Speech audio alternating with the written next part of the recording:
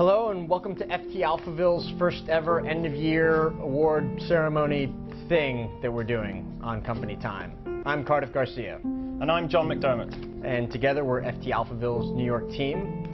So John, been quite a year. Eurozone crisis plodded along. That's right. People took to the streets to rail against tyranny and inequality. And in Ohio to buy $2 waffle toasters. The US lost its AAA credit rating from S&P. Whereas back home in the UK, we did things a little bit more traditionally. Isolationism, spending cuts, and a royal wedding. Oh, come on. You're gloating now. You're Scottish anyways. There's been lots for us and our colleagues to blog about. That's right, and since we're such a generous bunch, we've decided to hand out awards to the people and events that really made the year. Should we get on with the awards? Yeah, let's give out some prizes. All right. Our first award is the 1989 Madrid Award for Summit of the Year. There have been 8 European Union summits in 2011, and we've enjoyed absolutely none of them.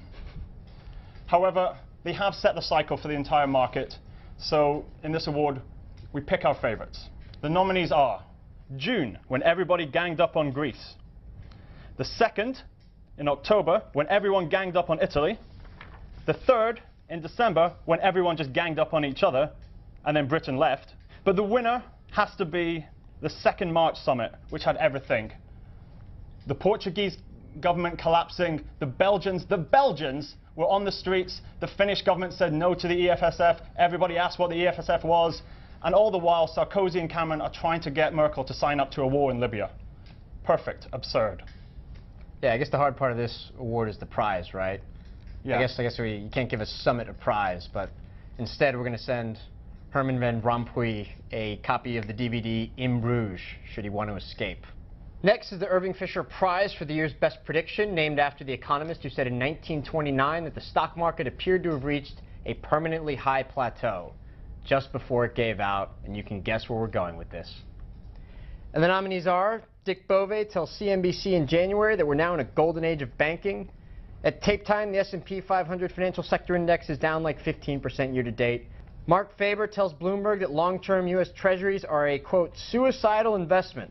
Every private sector macroeconomist in the world from November of last year to January of this year who said the U.S. economy was finally showing signs of a sustainable, robust recovery.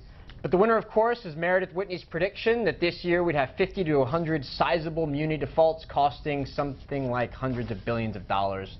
We weren't even close. Meredith, congratulations. We were going to send you as a prize the winnings from our leveraged 3 times muni short ETF we bought earlier in the year, but, you know, really didn't make any money. So instead, we're going to send you a bunch of Bitcoins because it's the only currency we can afford to send anybody right now. Congratulations, Meredith. Our 3rd award is the Joseph Cassano Award for Financial Innovation. This award goes to the wonks that came up with the most ingenious way of getting around their problems in 2011. The nominees are Groupon's Adjusted Consolidating Segment Operating Income, or adjusted CSOI. From the company that brought you 60% off a foot clean using hungry goldfish came this ingenious piece of accounting which allowed them to not include online marketing spend, a rather large expense for an online marketing company. Wall Street Bank's use of debt valuation adjustments, or DVAs. Now, Cardiff, if your credit score deteriorated, would your bank balance increase? Don't think so. Well, then you're obviously not a Wall Street Bank, who this year took advantage of a long-standing accounting principle that meant when their credit deteriorated, their net income increased. Nice trick. Nice. Yeah. MF Global's repo to maturity trades. You're John Corzine, hundreds of millions in the bank, a political career, and you're not Hank Paulson. What do? Take over MF Global, leverage it to the hilt, and invest in repo to maturity trades against European sovereign debt. What could go wrong? Counterparties. Counterparties, my friend. But it's back to Europe for the winner. The EFSF leveraged CDO was just an exquisite piece of absurd financial engineering. It had everything. It had tranches. It was underwritten by a monoline. It had Sarkozy trying to explain it. And still nobody wanted it. So for the EFSF and its backers, we have a special prize for you. A Sino-Forest consolidated note maturing in 2016. Hey, all right.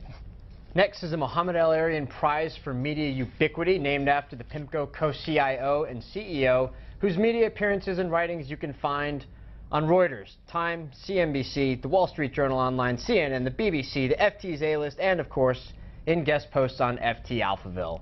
And the nominees are Nouriel Roubini of NYU, Roubini Global Economics, a pimpin' pad on the Lower East Side, and wherever Nassim Taleb is hanging out. Andrew Ross Sorkin of the New York Times Dealbook, CNBC Squawk Box, and Jamie Dimon's Living Room Sofa.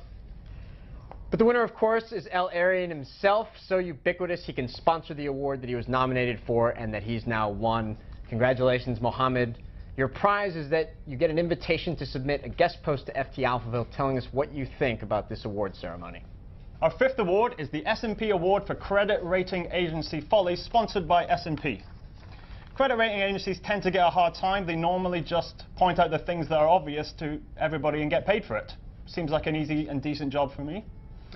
But this year, Standard & Poor's has outdone itself. So without further ado, here are the nominees for this award. First, Standard & Poor's for downgrading France's credit rating and then retracting the move due to a, quote, technical error, unquote.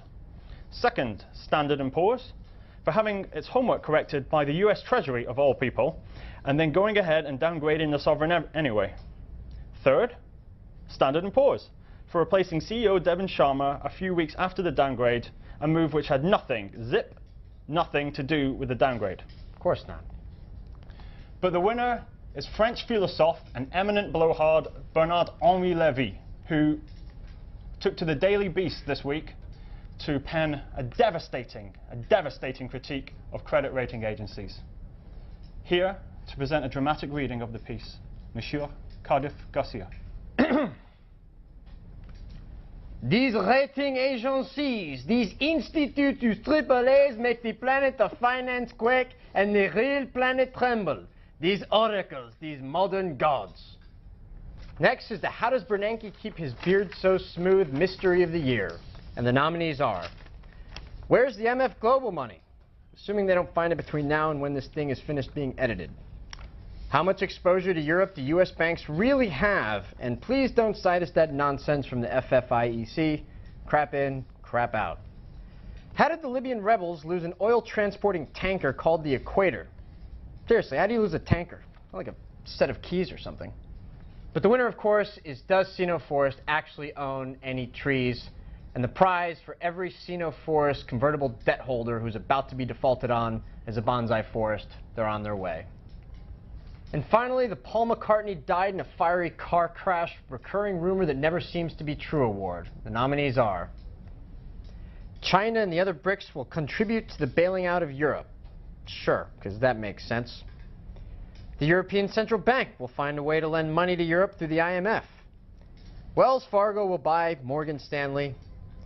The government will shut down tomorrow if the Republicans and Democrats don't hammer out a deal on whatever. And the winner, I have to put this delicately, is will a hedge fund run by a guy you don't want to call Stevie ever be investigated by the SEC and or federal prosecutors on charges related to insider trading? We have no idea. Seriously, we have none at all. None at all. None. No. And it was equally tough to give a prize out for this one because the FT censors already told us that we're close enough to being sued as it is. So we'll just leave it there and say that's the end of the award ceremony. But before we go, John, I want to ask you if you have any predictions for next year. I do. All right. I think yields will be the inverse of prices. Sounds about right. I think correlations will probably stay somewhere between -1 and 1.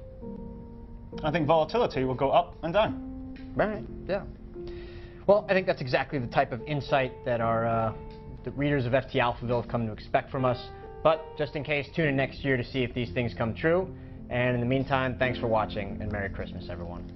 Happy New Year, guys. See you next year. That doesn't make sense. Happy New Year and see you next year. Yeah, whatever. Whatever. Whatever, man. Have a good one. See you next year. Yeah.